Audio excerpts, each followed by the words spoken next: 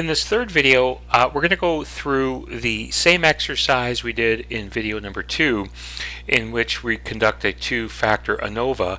In this case, our two-factor ANOVA is going to be conducted with SPSS.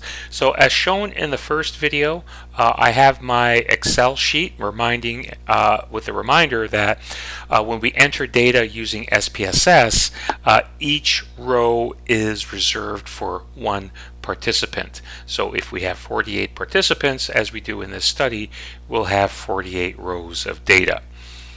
So I'm ready to do my two-factor ANOVA, so I'm going to go to Analyze. I'm going to go to General Linear Model, and I want univariate.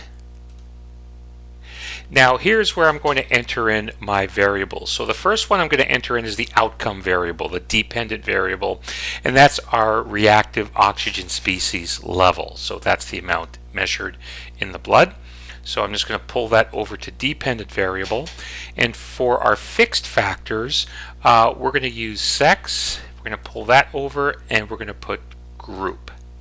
We're going to enter those as what are called fixed factors, and they're not random assignments to those levels, but they're fixed, so we won't be using random factors.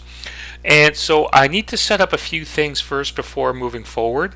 I want to set up the plots, so I'm going to have SPSS make a graph for me.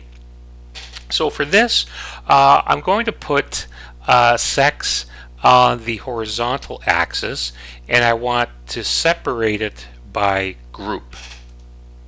And then I need to add that to the plot. And then I want a bar chart for this case because there isn't a repeated measures on this. You could use a line chart. I'm going to choose to use a bar chart in this case. I'm going to include the error bars, and just for convenience I'm going to use the standard error. And I don't want to multiply that by 2. I'm just going to change that to a 1, and now I'm ready to continue. Because we have more than 2 levels, I need to do a post hoc for one of the factors. So this is a test that's conducted in the event that any of the main effects were found to be statistically significant.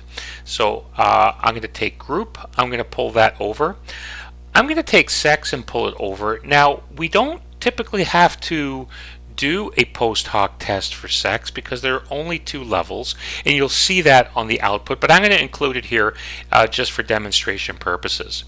So I'm going to select the most widely used post hoc test, and that's Tukey. And the Tukey is going to be used for both of these 2 main effects. And I'm not going to select any other one, so I'll just continue. And under options, I'm only going to select descriptive statistics for now. If one has an interest in the effect size, observed power, or any of these other estimates, you could do that here, but I just want descriptive statistics for now. And I hit continue. Now that I have everything in, I can go ahead and run my analysis by hitting OK, and we'll just wait a moment.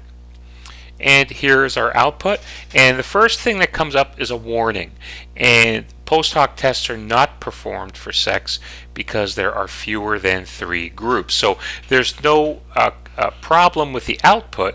It's just that post hoc testing was not done because the sex factor only had male and female, but I put that in there just to demonstrate that the SPSS would not do an additional test. It wouldn't be able to. So the first item are the between subject factors. So we have the sex coded as 0 and 1 for female and male. We have 24 in each group. And that's collapsed across the 3 levels of the dosage. And when we collapse across sex, we have 16 in the placebo group, 16 in the 10 milligram, and 16 in the 20 milligram. And we have the mean and standard deviation for all of the females in the placebo, all the females at the different dosages, likewise with the male, and combined male and female for the placebo 10 and 20 groups.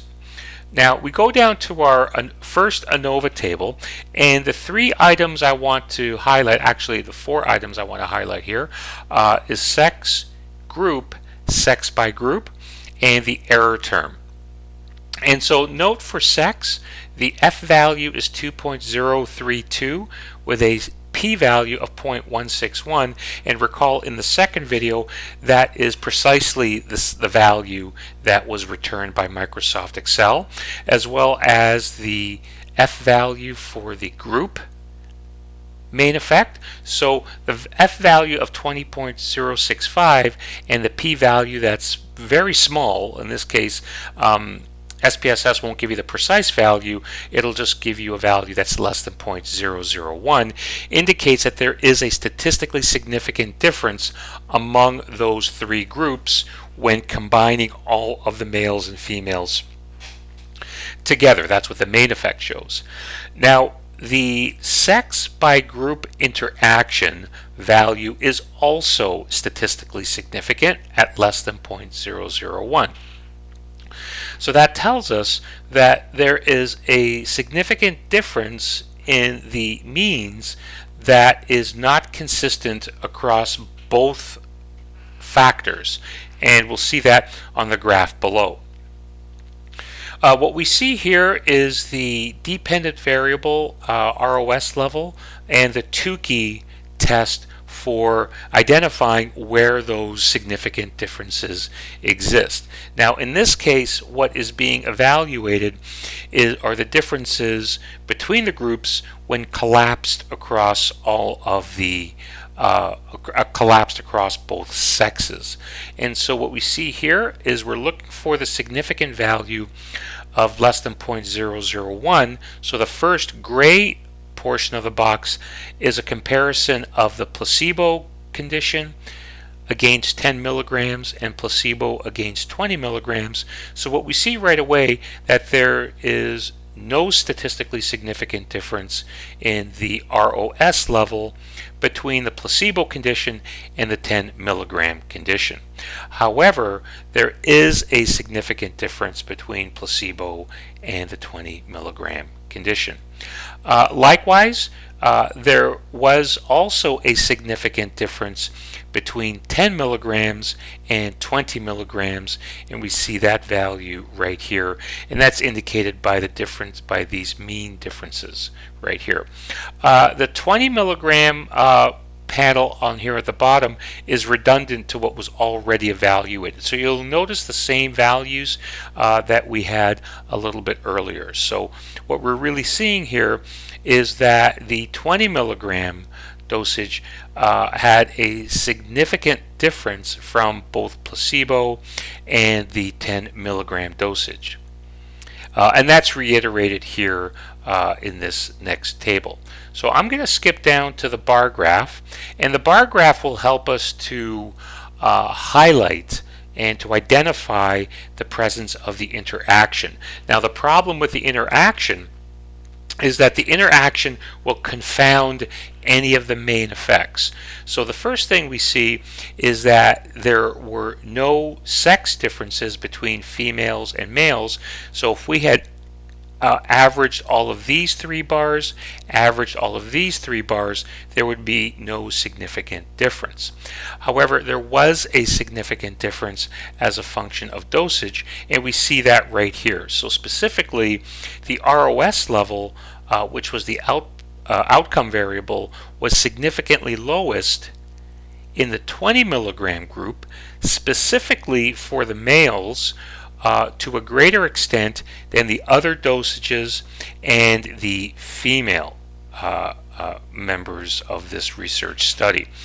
And so the interaction is the most challenging aspect to interpret, but that's where a graph helps to direct us that the difference as a function of dosage was not consistent across sex here, because the levels were not significantly different between placebo, 10 milligram, and 20 milligram for the female, but we see a much lower level at the 20 milligram level for the males. So that ends this third video on the two-factor ANOVA between with SPSS.